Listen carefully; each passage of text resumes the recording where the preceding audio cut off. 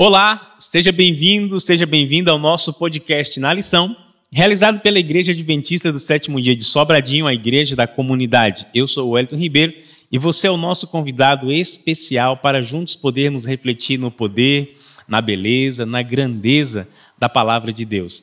E o nosso guia de estudos, estamos passeando, relembrando o Evangelho pela perspectiva de Marcos e hoje não vai ser diferente. E é claro, para uma lição tão especial como essa, eu tenho que ter pessoas especiais aqui comigo. E eu tenho dois convidados ilustres que estão abrilhantando o nosso encontro de hoje. O pastor Robert e o pastor Leonardo. Amigos, já falei o nome, mas eu gostaria que vocês se apresentassem para os nossos amigos. Por favor, pastor Robert. Olá, tudo bem? Bom estar com vocês, bom dividir esse momento de estudarmos a lição também. E eu sou o Robert, ajudo a equipe de evangelismo da PLAC e vou ter a alegria aqui de estudar a Bíblia com vocês um pouco. Robert, qual é o nome da primeira dama? Luana. E o Miguelzinho é o meu filho. Legal, que bacana. Seja bem-vindo, amigo. Obrigado. Pastor Leonardo já esteve conosco de uma outra vez e foi uma alegria e é bom recebê-lo de novo, amigo. Eu fico muito feliz pelo convite e é também muito bom estar com vocês. Meu nome é Leonardo. Eu sou pastor aqui no distrito vizinho de Sobradinho Oeste e tenho a honra, o privilégio de servir junto com vocês, né, aqui na cidade de Sobradinho. E também sou casado com a Evelyn e temos o Natan, de 1 ano e 8 meses. E a gente está muito feliz de estarmos vivendo aqui nessa cidade maravilhosa e estarmos juntos aqui também. Seja bem-vindo.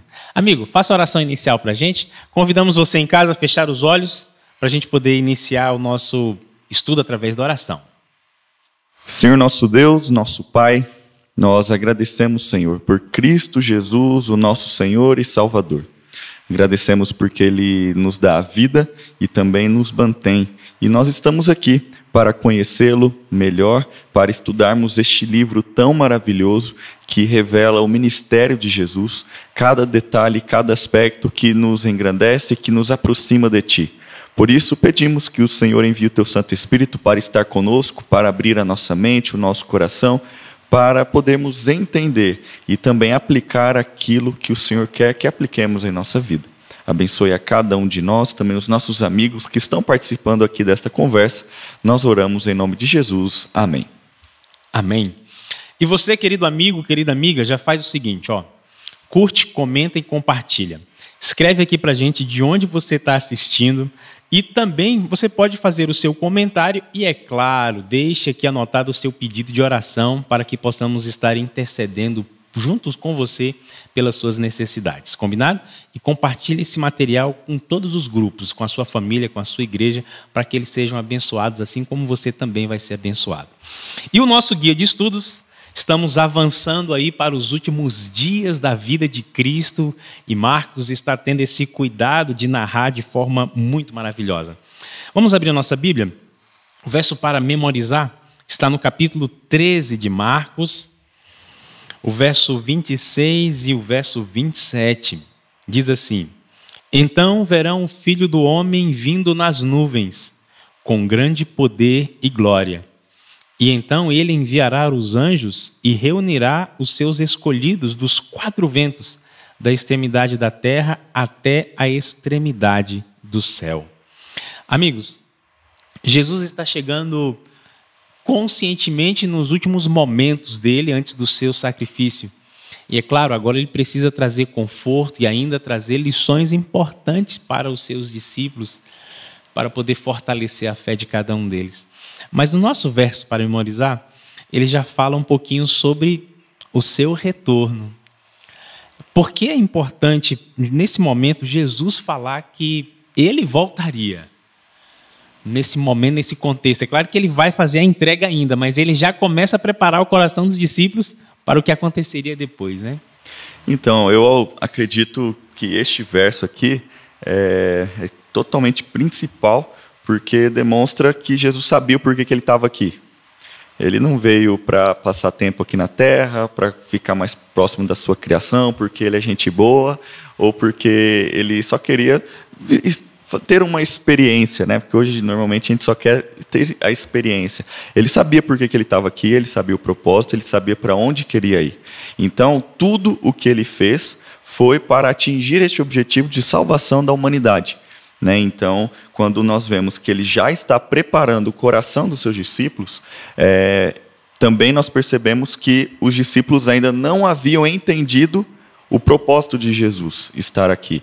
Eles achavam que ele seria um libertador para aquele momento, para aquela situação, para aquele contexto, algo terreno, algo que iria passar. Só que tudo que Deus faz não é passageiro, o que Deus faz é eterno. O que Deus faz realmente tem um objetivo. Então ele já começa a preparar e mostrar todo o contexto, e que ele iria terminar o seu ministério terrestre, só que continuaria o seu ministério celestial, porque tudo está ligado para este objetivo, que é reunir os escolhidos, né? E a Bíblia também tem este objetivo, eu acho isso fantástico também. Pastor Robert. Jesus começa, que é um sermão, né? O capítulo 13, assim como Mateus 24 e 25 é um sermão, Jesus começa a conversa, o sermão, falando para ele: olha, tenham cuidado, para que ninguém vos engane, né? E eu entendo isso como Jesus dizendo assim: cuidado com as suas emoções. A conversa, a forma com que está sendo levado, parece que os discípulos também estavam um pouco entristecidos. Se a gente pega o texto relacionado, né, que é João 13, você percebe ali o sentimento na Santa Ceia, o sentimento ali de tristeza, porque Jesus está dizendo assim: ó, estou indo embora, eu vou, né, eu estou indo em partida. E aí Jesus começa assim: cuidado com suas emoções. E aí depois ele diz assim, e aí ele vai dizendo muitas coisas, e aí ele termina, ele chega no meio do sermão e diz assim: olha, mas não se preocupem não, eu vou voltar. Então, o que atenua a despedida, o que diminui a dor da despedida, é a certeza da volta, é a certeza do reencontro. E Jesus faz isso, né, nesse momento. Ele diz assim: olha, fiquem tranquilos, eu vou voltar. Ou seja, Jesus está no controle. Nada está acontecendo por acaso, e a história está se cumprindo profeticamente numa sincronia perfeita, né, amados? E dentro desse contexto de controle, a gente encontra Jesus contando algumas histórias. Ainda tem aqui alguns episódios, antes de nós entrarmos no sermão profético, um episódio onde ele está no templo e tem ali o local onde as pessoas iriam levar as suas ofertas, né, ao Senhor, demonstrar sua gratidão, expressar a sua adoração, o seu louvor, o seu amor a Deus através da oferta. E Jesus vê que uma viúva está levando ali, no meio ali de muita gente que depositava muito dinheiro, ela leva 2 pequenas moedas e oferta ao Senhor.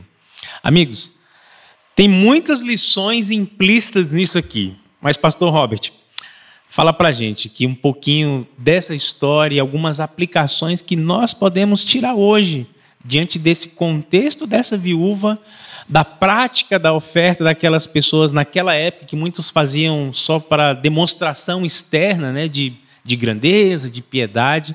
E hoje, para nós, como é que a gente pode aprender com essa história? A gente tem uma frase que eu gosto muito, que um colega falou, que ele diz assim: não permita que situações exteriores interfiram no seu relacionamento com Deus. E é exatamente isso que acontece aqui.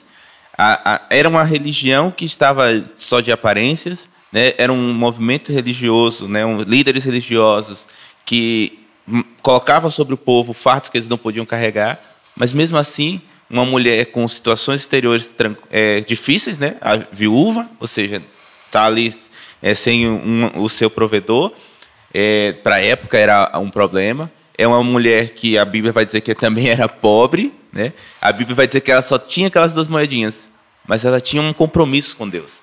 E é isso que tem que também trazermos para nós. Nós não podemos perder o nosso compromisso com Deus. Nós somos comunidade, nós somos igreja, nós somos movimento profético, mas nós não podemos esquecer que o nosso compromisso principal é com Deus. Então a nossa fidelidade tem que ser independente de qualquer situação, independente de quem seja o líder, de como vai ser utilizado, porque Deus vai cobrar. Quem vai cobrar é Deus, não sou eu. Eu não sou o fiscal. Deus não me chamou para ser fiscal. Deus não me chamou para ficar olhando como vai acontecer. Ele me chamou para ser fiel. É esse o chamado dele. Ele me chamou para ser fiel.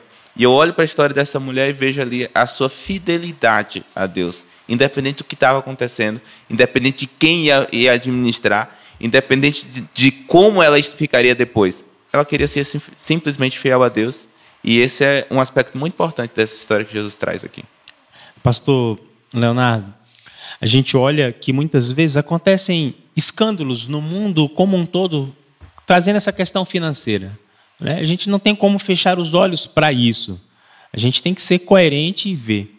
Só que mesmo diante desses escândalos, mesmo diante do amor ao dinheiro ou do uso errado que alguma pessoa ou instituição possa fazer, a responsabilidade é individual. Só que a gente olha também nessa mulher que ela já tinha entregue o coração dela ao Senhor. Então, se o coração já era do Senhor, dízimo e oferta gera uma consequência, né, amado? É isso mesmo. Em relação à primeira parte, né, de o que irão fazer com estes recursos, nós devemos saber que Deus é o juiz de tudo. Deus sabe nosso coração, Deus não é pego de surpresa, Ele tem o controle de tudo. Então, todos nós somos pecadores. Tem pessoas que têm uma tendência para fazer algo, tem pessoas que têm tendência para fazer outra coisa, e em relação ao que irão fazer, não está no meu controle, não está no seu controle. E o que Deus faz é a mesma coisa quando Ele perdoa os nossos pecados.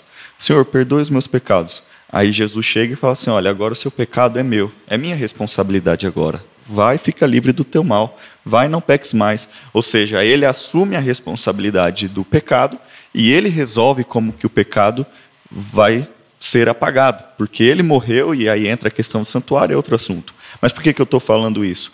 Porque uma vez que eu entrego fielmente o meu recurso financeiro especificamente, né, que nós estamos falando aqui, não é mais minha responsabilidade.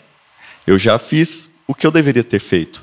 Então é a mesma coisa. Agora, Jesus fala, eu assumo daqui, porque eu coloquei líderes e pode deixar que eu cuido deles. Tanto no aspecto positivo, quanto no aspecto negativo. Cada um vai ter a sua consequência. Eu assumo daqui. E o que isso mostra? Que Deus quer ter o controle total da nossa vida. Ah, mas para a gente ser como robô ou marionete? Não, nós temos o livre-arbítrio. Mas quando nós nos submetemos a fazer aquilo que Deus quer, acontece o que a viúva fez. Aqui no final do verso 43, né, 44, o último verso ali do capítulo 12, fala que em sua pobreza ela deu tudo o que tinha. E eu gosto de pensar neste verso que não é o quanto. Ah, ela deu 2 moedas. Não importa se ela tivesse 1, se ela tivesse 3, 5. Ela deu tudo o que tinha, porque ela já tinha dado o coração. Ou seja, muitas vezes as pessoas com mais recursos dão ofertas grandiosas, ou sem o meu recurso não teria um banco na igreja, não teria uma escola, não teria isso, não teria aquilo, e fica só no recurso. Mas Deus não quer só o recurso, Ele quer o tempo, Ele quer os dons, Ele quer o coração, Ele quer os pensamentos, Ele quer tudo. Tem gente que não tem os recursos, mas tem o tempo. E acha que é só o tempo que tem que dedicar. E aí fica na igreja o final de semana todo, trabalha em coisas boas, são coisas boas. Só que Satanás pega isso e desvia para o que realmente importa, que é entregar o coração, né? Então, quando nós pensamos nisso, nós precisamos realmente entregar tudo o que temos. Senhor, este aspecto da minha vida aqui, o que eu tenho que fazer com ele? E ter relacionamento diário com ele.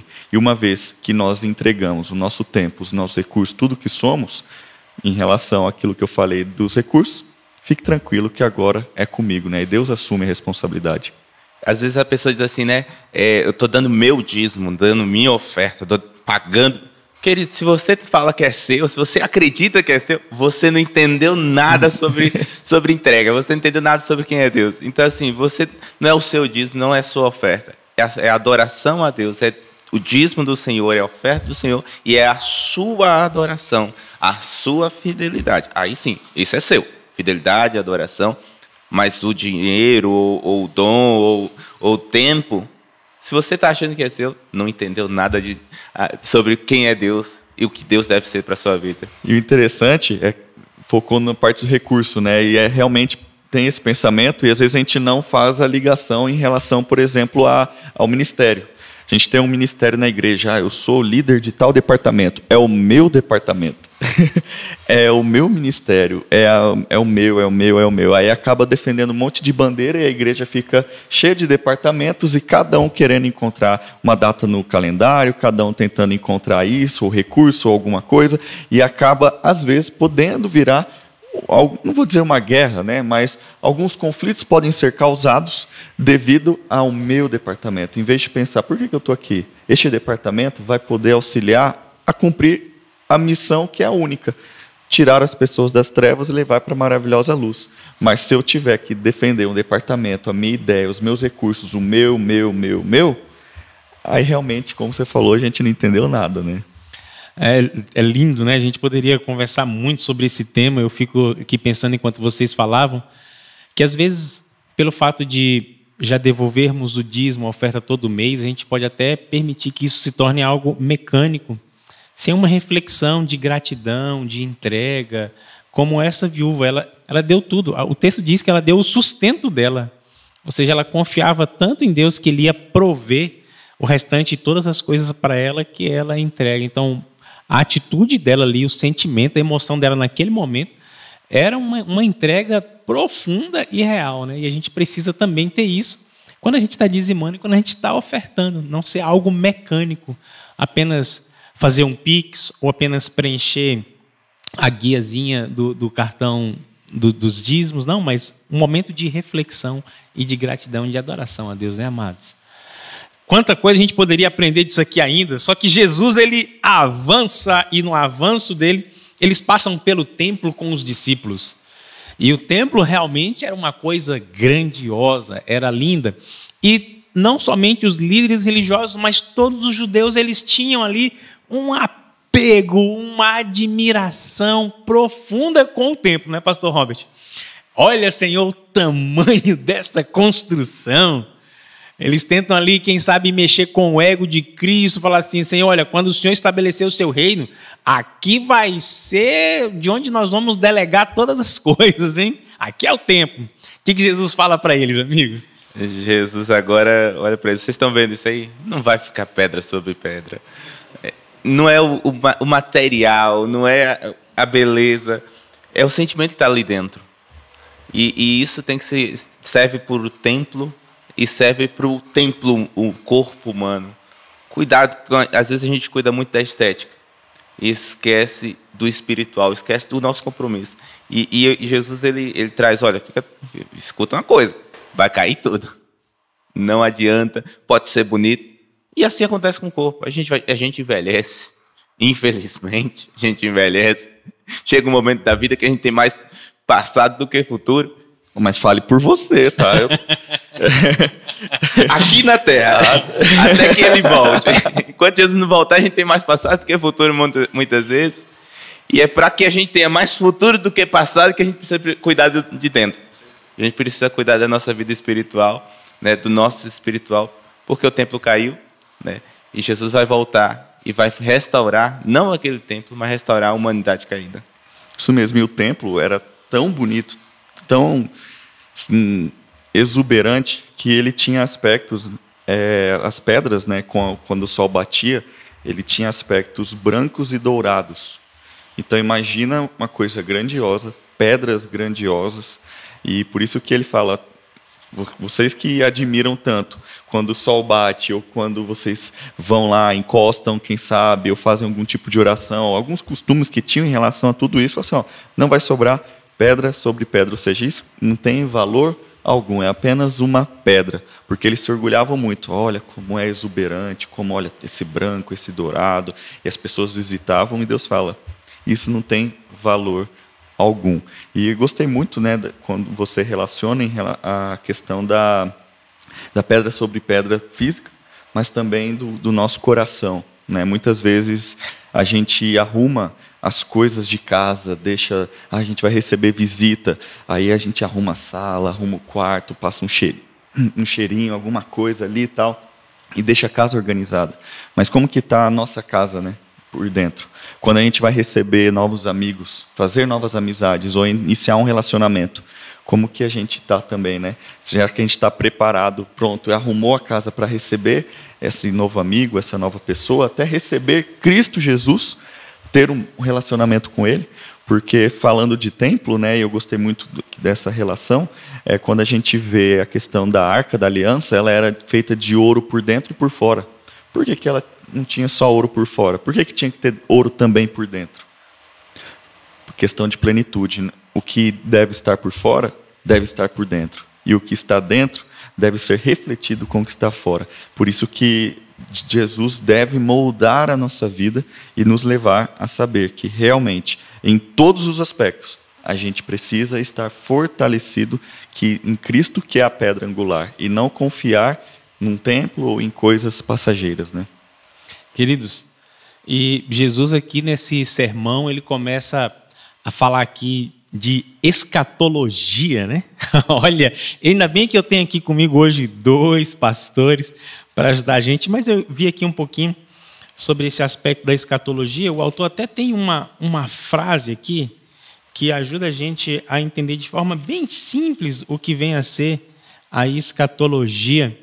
Visa mostrar que o Senhor está no controle da história de tudo, de acordo com os seus propósitos. Então, é o que vai acontecer no futuro, relacionado à volta de Cristo, né, ao estabelecimento do reino dele, ao fim do mundo.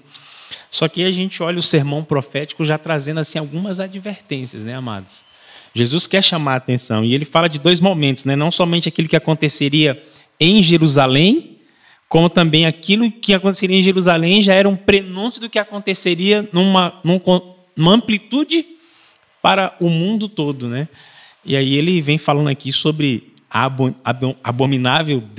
o abominável da desolação, em Marcos capítulo 13, verso 14 até o verso 18. Jesus vem falando sobre os princípios das dores. Ele passa ali um tempo, e a maior parte do tempo, na verdade, do sermão, ele fala sobre a angústia, a aflição, como os seguidores dele estariam, né, Léo? Então, o que a gente pode aprender sobre esse momento aqui que Cristo fala, olha, antes de eu vir vai acontecer algumas coisas. Vocês precisam estar preparados para isso. Porque às vezes as pessoas, ao aceitarem o evangelho, não querem perseguição, não querem aflição, não querem tribulação. Só querem bênçãos. É isso mesmo, e a gente precisa entender, primeiramente, primeira coisa, é que nós estamos num grande conflito. E aquilo que nós estudamos, se eu não me engano, no tema passado, né, nos últimos 3 meses até o mês de junho. Né? E então ali nós estudamos sobre a questão do grande conflito. Então existe um grande conflito entre o bem e o mal. E tudo o que é feito é para acabar com o mal. Tudo o que é feito é para acabar com este conflito. Então, aceitar a Jesus, por que eu aceitei a Jesus? Pode ser o mesmo sentimento dos discípulos, para poder vencer os romanos, para a gente poder ter uma vida melhor aqui, para eu poder fazer isso, fazer aquilo, viver uma vida boa, ou ser um guru, uma válvula de escape, ser qualquer coisa, e muitas vezes não é o Salvador e não é aquele que eu quero passar a eternidade. Mas quando eu vejo toda essa questão, eu gosto muito, primeira coisa, eu gosto do que está lá no verso 7. Eu sei que a gente falou ali, né, a partir do verso 14, que é o da terrível abominação, né, e assim, mas eu gosto de uma frase que diz assim, ó, vocês ouvirão falar de guerras e rumores de guerras, mas não entrem em pânico. Na minha versão diz, não entrem em pânico, não tenham medo. Para mim, esse é o ponto principal. Por que Jesus está dizendo tudo isso? Não tenha medo. É porque Ele está no controle da história. E porque Ele está no controle da história, aí Ele fala, você não precisa pensar no tempo, você não precisa saber quando que vai ser, você não precisa ficar preocupado de que forma que será, você precisa apenas saber que vai acontecer. E você agora está sabendo o que vai acontecer com você. Então, Jesus ele não doura a pílula, ele não deixa mais bonitinho, ele não deixa mais gostosinho, ele não tenta deixar mais, esconder algumas coisas com medo da gente não seguir. Jesus fala o que realmente vai acontecer. Você quer me seguir? Então, pega tudo que você tem e me siga. Ou pega o teu fardo e vem. Então, porque toma tua cruz e me segue. Porque não é uma vida fácil. Fala que o estreito é o caminho. Então não entre em pânico, não tenha medo, porque tudo isso vai acontecer, não será fácil, vai ocorrer uma terrível profanação, mas aí vem o verso 23 e diz, fiquem atentos, eu os avisei a esse respeito de antemão. Ou seja, às vezes a gente quer uma vida boa, só que Jesus fala assim, olha, eu te avisei antes, vai acontecer isso, isso, isso. A única coisa que você precisa fazer é confiar em mim e se relacionar comigo. E aí vem o que a gente falou da viúva. Ela entregou tudo o que tinha. Mas se a gente confiar no meu recurso, no meu departamento, no meu tempo, no meu, vai acabar, como o pessoal fala, dando ruim. né? Não vai dar certo, porque quem está longe de Jesus realmente não dá certo. Jesus repete 2 vezes, né? No verso 7 ele diz assim, ó, não é o fim. Verso 8, isso é o princípio das... Ele repete com palavras diferentes, mas é a mesma coisa. Esse é só o princípio das dores. Jesus estava dizendo assim, olha, a dificuldade, ela vai continuar. De certa forma, ele está dizendo isso também. Ele está dizendo, olha, vocês vão passar por guerras, rumores de guerra, perseguição, mas isso aqui vai ser contínuo. Mas não é o fim. Não é esse não é o fim. E isso traz 2 certezas, né? A primeira certeza é de que nenhuma dor, nenhum sofrimento vai ser eterno, né? Eu não vou sofrer perseguição a vida inteira. Um dia vai acabar. Um dia vai ter fim a isso. Um dia vai ter fim o sofrimento. Um dia vai ter fim a dor, a saudade. Tudo isso vai ter fim. E a segunda certeza que a gente também tem é do aspecto que Jesus está dizendo assim, olha, não foque nas coisas, não foque nos sinais. Não foque nos sinais, não foque nos eventos. Não é esse o princípio.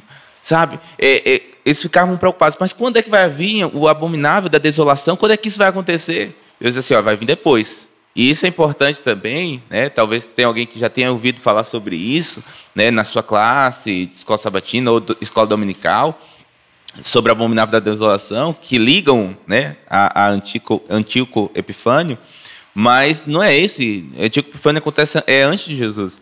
Jesus estava falando sobre a destruição de Jerusalém. Jesus estava falando quando os romanos viriam a cercar Jerusalém.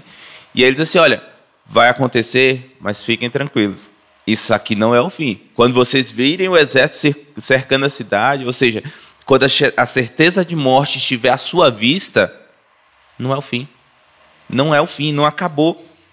Porque ainda assim existe esperança. É por isso que o foco alto do sermão de Jesus é quando ele diz assim, eu vou voltar. Que aí quando eu voltar, é felicidade eterna. E o interessante é que aqui dá para falar muita coisa. É profundo, né? É muito profundo. Podem explorar. Mas o interessante é que a história da Bíblia, ela é cíclica. Ela repete e expande, ela repete e expande. Isso é visto em toda a Bíblia e que também dá para um termo um pouco mais teológico, que é o tipo e o antitipo, ou antítipo, que eu não vou explicar agora. Se alguém tiver alguma dúvida, pode escrever nos comentários ou perguntar para o Wellington, que nos próximos podcasts que ele responde. Mas o que eu estou querendo dizer é que a história ela se repete e expande. Por que Jesus está falando isso aqui? Como o Robert falou, está se referindo à destruição de Jerusalém. Só que se a gente for avançar na escatologia, que é o estudo dos últimos dias, o estudo, digamos assim, também da profecia, daquilo que irá acontecer antes da volta de Jesus, também nós vamos perceber que essas características irão se repetir no nosso futuro. Por isso que Jesus não quer avisar apenas as pessoas que estavam lá com ele ouvindo. Ele também quer nos avisar hoje. Então, quando a gente vê, por exemplo, quem estiver em tal lugar, não volte, vai ser muito rápido. No contexto da destruição de Jerusalém, foi muito rápido. Quando estava o exército cercou, estavam para já atacar, houve um período ali que eles saíram. E foi a oportunidade deles saírem da cidade. E quem saiu, sobreviveu. E o que isso tem a ver comigo hoje? Só para eu saber como foi a história. Não, o livro de Apocalipse, ele complementa as profecias relacionadas a Daniel, que Daniel ele fez profecias até relacionadas ao tempo de Jesus, e Apocalipse faz profecias relacionadas ao nosso tempo. Vai chegar um dia em que parece que o fim vai acabar, que o fim vai acontecer, que o mundo vai acabar, e vai acontecer um detalhezinho, que vai ser um sinal para a gente poder sair e fazer algumas coisas, onde a gente tem que agir rápido. E eu não vou falar o que é, para deixar um gostinho para quem está nos ouvindo aqui, porque eu tenho certeza que estudar os livros de Daniel e Apocalipse vão nos ajudar a entender mais sobre cada acontecimento que Jesus está falando aqui, para mostrar até de forma cronológica as coisas que irão acontecer. E eu louvo a Deus por poder aprender, através do estudo da Bíblia, as coisas que irão acontecer. E nós, como igreja adventista, nós estamos à disposição de qualquer pessoa que está aqui nos acompanhando para juntos desembrulharmos este presente que é a Bíblia, para aprendermos e saber o que vai acontecer no futuro. E eu acho isso fantástico, porque quando ele fala, olha, fiquem atentos, ele não está falando só para eles, ele está falando para mim. Leonardo, fique atento. eu te avisei a respeito de antemão tudo o que vai acontecer, não tenha medo, eu vou voltar, e é só você estudar, é só você ter conhecimento que você vai passar por este período junto comigo. Eu tenho certeza que você vai ser vencedor, e essa é uma mensagem de esperança também, né? Com certeza, né, amigos? No livro Grande Conflito, página 23, Ellen White, ela escreveu o seguinte: nenhum cristão pereceu na destruição de Jerusalém. Cristo fizera aos discípulos o aviso, e todos os que creram em suas palavras, aguardaram o sinal prometido. Tito chega e destrói a cidade, mas os cristãos, eles recebem a orientação, como você bem disse, e saem, e nenhum deles perecem, né? Então a gente olha o cuidado de Deus pelo seu povo, mesmo em meio à tribulação.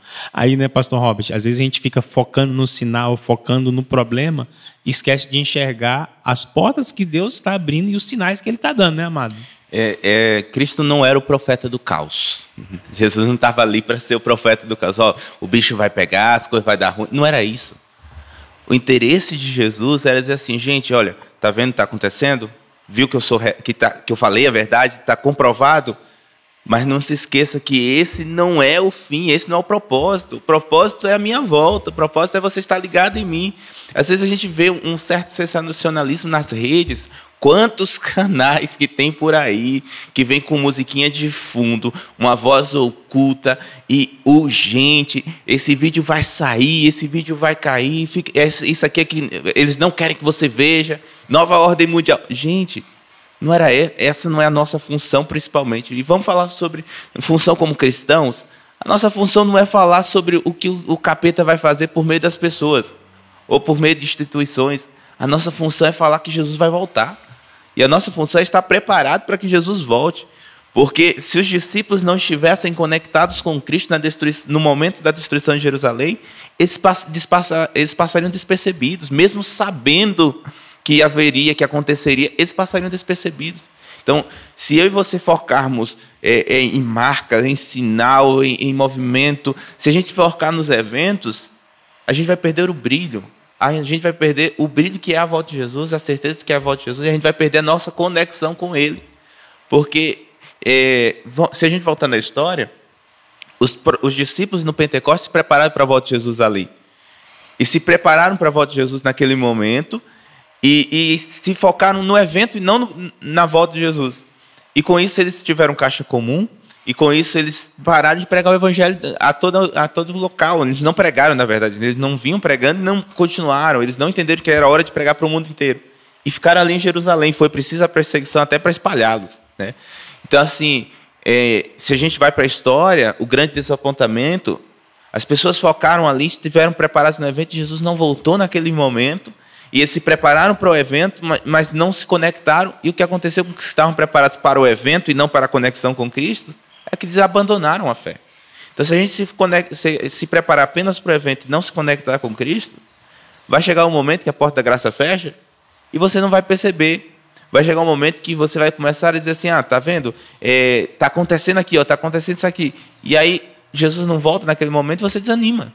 Então, em nome de Jesus, foque no principal. Foque no ponto principal do texto. Vocês vão ver o que está acontecendo. Vocês vão ver acontecendo. E vocês vão estar vendo acontecendo, mas vocês estão conectados comigo. E aí vocês vão conseguir passar por tudo isso. Não foquem nos eventos.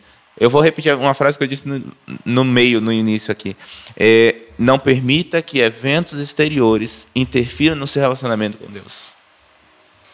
E Jesus conta uma parábola de uma figueira, para a gente observar o comportamento da figueira, quando ela começa ali a mostrar as folhas, que já está próximo um fruto, e ele vem falando também sobre a vinda dele, né? O verso 26 diz assim: então verão o Filho do Homem vir nas nuvens com grande poder e glória. Ao mesmo tempo, Léo, que ele mostra uma parábola que a gente está vendo que está perto, não é uma espera ociosa. Ele vai voltar, é uma certeza. Mas ele espera que nós estejamos em movimento, né? Como o pastor Robert disse aqui, né? Os discípulos foram obrigados a sair para que pudessem pregar. Hoje, nós podemos estar criando uma expectativa tão grande da volta que fala assim, bom, ele vai voltar, vou cruzar aqui o meu braço e vou esperar ele voltar. Essa não é a atitude correta, né, amado? Se alguém pensa isso, é porque não entendeu nada. Porque é muito claro, Deus dá uma missão para cada um de nós. Antes de Jesus subir e voltar para o céu, ele já deu essa missão. E ele preparou os seus discípulos para essa missão. Por que existe igreja? Senão, se a gente achasse que eu já aceito a Jesus e agora eu espero e vou ficar tranquilo até Jesus voltar, a gente não precisa de igreja. A gente não precisa frequentar, a gente não precisa desenvolver a paciência com os nossos irmãos, a gente não precisa passar pelos perrengues que muitos de nós passamos na igreja, de diferenças de pensamento, diferenças, às vezes, de crenças, ou de aquelas diferenças que acontecem nos relacionamentos, as coisas que às vezes só acontecem numa igreja que tira a gente da paciência. Eu, como sou pastor, muitas vezes o pessoal fala que só resolve problema. E normalmente porque pessoas trazem problemas. Eu causo problemas, eu sou pecador. Mas por que existe isso? É porque nós estamos em atividade. E eu tenho uma frase que quem trabalha não dá trabalho, né? Porque realmente não está focado no problema, está focado em resolver o problema para continuar avançando. Porque se nós queremos e achamos e somos, e eu acredito nisso, somos o povo da Bíblia, e queremos seguir o que está escrito na profecia bíblica, nós precisamos entender que Jesus vai voltar. Só que precisamos entender que existe um povo dentro dessa profecia que precisa preparar o caminho para a volta de Jesus. Precisa preparar as pessoas para a volta de Jesus, que é o remanescente. O remanescente não é para falar assim, eu sou o remanescente, eu sou, vamos colocar, adventista do sétimo dia e eu estou salvo. Não. Eu sou remanescente ou eu sou adventista do sétimo dia para que outras pessoas, não é que sejam adventistas, mas que também aceitem a Jesus e anunciem para os seus amigos que Jesus vai voltar. Se eu estou apenas aguardando a volta de Jesus, eu preciso repensar nas minhas motivações à volta de Jesus. Por que eu quero que Jesus volte? Eu quero que Jesus volte porque eu vou viver para sempre. Eu quero que Jesus volte porque eu não vou ter mais doença. Eu quero que Jesus volte porque eu quero rever os meus amados. Eu quero que Jesus volte porque eu quero voar. Eu quero que Jesus volte porque eu quero isso, isso, isso. Vocês já pegaram a ideia? A volta de Jesus, que é a melhor coisa do mundo, é uma motivação egoísta para mim? Eu quero que Jesus volte porque eu quero isso. Eu quero que Jesus volte para acabar com todo o mal e porque eu quero ficar na presença dele por toda a eternidade. E as outras coisas, estar na presença dele é tão bom que tudo que eu falei aqui vai acontecer, mas é uma consequência de estar na presença dele. E eu tive esse tipo de pensamento e eu revisitei algumas coisas, algumas crenças, quando eu perdi pessoas muito próximas a mim. Jesus tem que voltar logo porque eu quero ver o meu primo que morreu, que era quase um irmão para mim. Na verdade, era um irmão para mim. Eu quero que Jesus tem que voltar porque eu quero estar com ele de novo. Mas calma aí. Eu quero por causa do meu primo, o Brenner? Não, eu quero por causa de Jesus. Quem fez o Brenner foi Jesus. Quem me permitiu viver 21 anos com o meu primo foi Jesus. Ou seja, uma frase que o meu tio, o pai do Brenner, falou no funeral, que o presente ou a dádiva não pode ser maior do doador ou quem deu o presente. Ou seja, a motivação que eu falei para vocês nunca pode ser maior do que o motivo de eu estar acreditando e querendo que Jesus volte. Por isso que deve ser ativo. Deve ser ativo porque eu já estou com Cristo e eu quero continuar com Ele e eu preciso preparar pessoas para aceitá-lo também. E se não é ativo, realmente a pessoa corre um grande risco de essas motivações egoístas não levarem para o céu e acabar perdendo a vida eterna. O melhor do reino é o rei. Como diz a música, o melhor do reino é o rei. O Robert é tão fantástico que tudo que eu falei ele resumiu em 5 frases, em 5 palavras. Bondade. O extremismo, Rodrigo Silva disse que o extremismo é uma parte da verdade que ficou louca. Então, eu bati até aqui agora sobre o sensacionalismo. A gente tem que ter cuidado, né? Não estou dizendo que você não deve falar sobre marca da besta, não estou dizendo que você não deve falar sobre os eventos que acontecerão antes da volta de Jesus. Não é isso. Não pode ser esse o centro da sua pregação. A pregação tem que ser cristocêntrica, né? Cristo é o centro da pregação.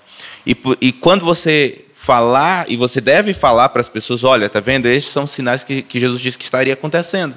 Isso aqui comprova a veracidade da Bíblia, isso aqui comprova a necessidade que Jesus precisa voltar, isso aqui comprova que Jesus vai voltar. E você deve pregar, né? Isso é o ponto. E, ao mesmo tempo, você também não pode dizer assim, já que não pode falar sobre o que vai acontecer, eu vou ficar quieto aqui, não vou falar nada. Não vai por essa, né? A gente tem que pregar o evangelho, a gente precisa pregar. Se você der uma volta nos noticiários, você percebe o quanto Jesus precisa voltar. E o quanto se isso não motivar você a pregar, está tudo errado no teu coração. Se você abre o jornal e vê o tanto de notícias ruins, e isso não motiva teu coração a falar sobre Jesus para que ele volte logo, está tudo errado no teu coração. Você precisa se converter de novo. Chegamos no nosso momento das considerações finais, o nosso tempo avançou. E se vocês me permitem, eu quero dar uma indução no fechamento de vocês, no que está escrito no capítulo 13 mesmo, no verso 11 mesmo, onde mesmo em meio à tribulação, o Senhor disse que o seu Espírito estaria ali orientando o povo fiel no que falar, nas decisões a que tomar. Estamos vivendo realmente os últimos dias, mas deixa para os nossos amigos que nos assistem um recado e sobre a importância do Espírito nesse momento de tribulação, às portas do maior evento de todos da face da terra, que é a volta de Jesus. Eu gostaria de dizer, né, e gosto de pensar que não se preocupe com as coisas, não se preocupe com o tempo, se preocupe com as pessoas. Né? Tudo que acontece no nosso mundo é para nos dar o senso de urgência. Nós precisamos pregar, o tempo está acabando, mas a gente não precisa ter medo, porque Jesus já venceu o mundo e ele falou que enviaria um consolador para estar conosco, que realmente o Espírito Santo é extremamente necessário para podermos continuar naquilo que precisa ser feito e continuar seguindo o caminho que precisa ser seguido. Porque se depender do meu coração é muito enganoso. Eu vou achar prioridade em outras coisas e eu vou perder o senso de unidade, de pertencimento, o senso de urgência. Eu vou acabar me apegando à escatologia, às últimas coisas do mundo, às coisas que acontecem só por curiosidade ou causar um sensacionalismo ou algo do tipo. Mas realmente o Espírito Santo, nas nossas diferenças, ele nos une, porque nós estamos preocupados com as pessoas. Então esse podcast existe porque Deus tem uma missão para esse podcast. A igreja existe porque Deus tem uma missão. Os departamentos existem, eu existo, todos nós existimos porque nós temos uma missão, que é levar outras pessoas para Cristo. E uma coisa interessante que eu também gosto de pensar, e assim eu finalizo, que a Bíblia diz que não somos nós que convencemos, é o Espírito Santo quem convence. Então, quando nós falamos de profecias, de Daniel, Apocalipse, ou os últimos dias, os acontecimentos futuros, a gente fala, eu tenho que convencer. Aí a gente usa os vídeos, manda vídeo na internet, assiste isso aí porque agora você vai entender, vai te convencer. Nós somos instrumentos. O nosso dever é falar com amor, devemos falar com respeito, respeitando as crenças das pessoas, a história de vida, porque assim o Espírito Santo vai moldando o nosso caráter, o caráter da pessoa, e juntos nós vamos crescendo, e é Ele quem vai terminar a obra. Nós somos instrumentos. Então não se preocupe com as coisas, não se preocupe com o tempo, se preocupe com as pessoas. Teoria e prática. Por favor, que você conheça muito sobre a Bíblia e que você viva muito a Bíblia.